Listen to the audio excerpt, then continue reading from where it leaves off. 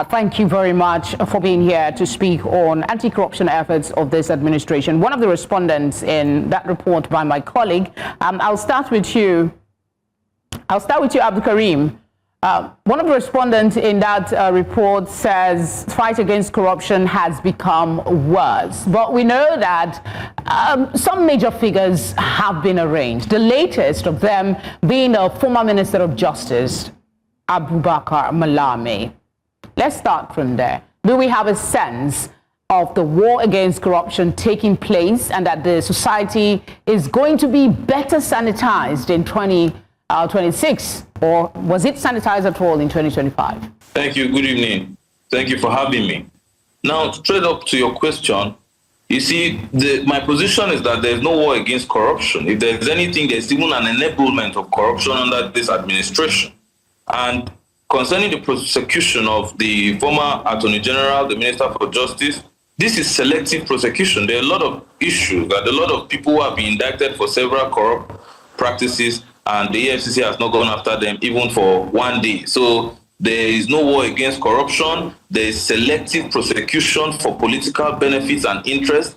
I can see the prosecution that is ongoing as a witch hunt of opposition elements. And in a general overview, talking about an assessment of whether this government has tackled corruption or is putting any measure in place to fight or battle corruption, I insist that this government has not done anything to fight corruption. They are, in fact, enabling corruption. What was the first thing that President Tinubu did when he came to office? He removed subsidy. And upon removing subsidy, he said that the corruption in the system of the entire subsidy thing was too much, that there were few persons benefiting, and that the monies that were removed from subsidy would be diverted towards ameliorating the hardship that the removal of subsidy would cause on Nigerians. But upon removing subsidy, fuel jumped from 200 naira to about 1,000 naira. And Nigerians have not benefited anything from that money that was removed from subsidy, which is the only common patrimony that Nigerians enjoy. All right, let's take the removal of... I'm sorry to interject. This is, we usually have very short time here. Malachy, Abdulkareem says enablement, that this administration in 2025 has enabled corruption. Is that a perception you agree with, or would you give them some kudos in this fight? Good evening. Thank you for having me here. The compliments of the season to compliments, sir. All your viewers. I think I am invited to give my own view and not to repudiate or collaborate somebody else's view. My take is that of the character of the state we find ourselves, the nature of the issue we're discussing, but by far more important, the contradiction inherent in agencies of government fighting corruption. I'm not sure you have the time for full elaboration on my last point, but here is the much we can take. Corruption index in Africa and the sub-region has shown that the greatest culprit is government and agencies of government itself. And so once the same government commissions and institutes a body to fight that corruption, you cannot maximize the results or the outcomes. That is what I mean by the contradiction inherent in having an agency of government fighting corruption. But be that as it may, you could see quite a number of efforts here and there. But there's also the question of the perception you alluded to. In fact, President Muhammadu Buhari enjoyed more perception in relation to the hopes of the Nigerians to be able to fight corruption other than this government. I mean, this present president. And if you're going to proceed from that angle, you will see the deficit level already as a as a backlog, as a minus on their own part. But you know, what we have is what we have.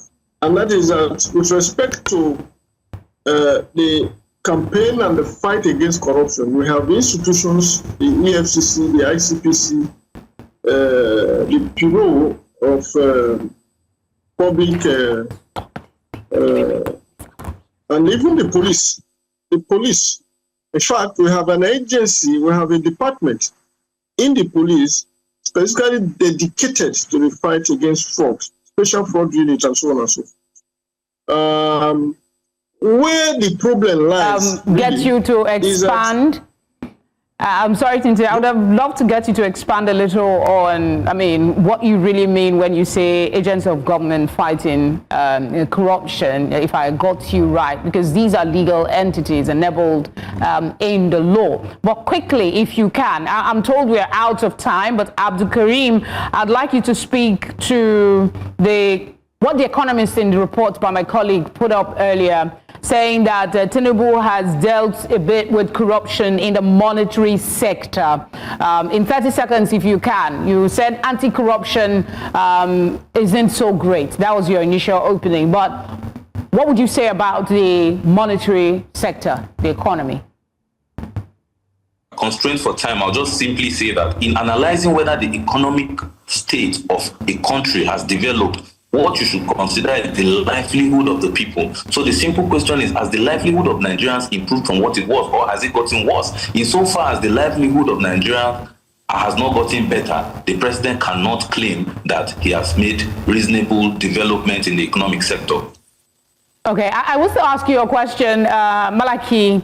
The administration is open to reviews and suggestions. That's what an aide to the president said. Bola, do you see this administration in 2025 listening to reviews on their policies in the fight against corruption? In 30 seconds, please. To the extent that there were a couple of flip-flops, reversal of decisions, return to status quo, and some other times there were outright rejection. You could say yes, they were listening. The issue is whether what they listened to led to a reform that is not just desirable, but enough to turn around the loss of the Nigerian people. I'm afraid we didn't go too far.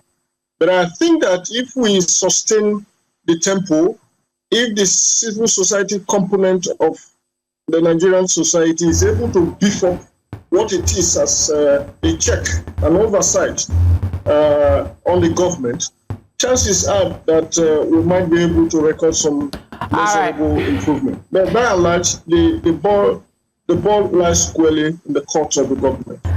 Gentlemen, thank you for speaking with us.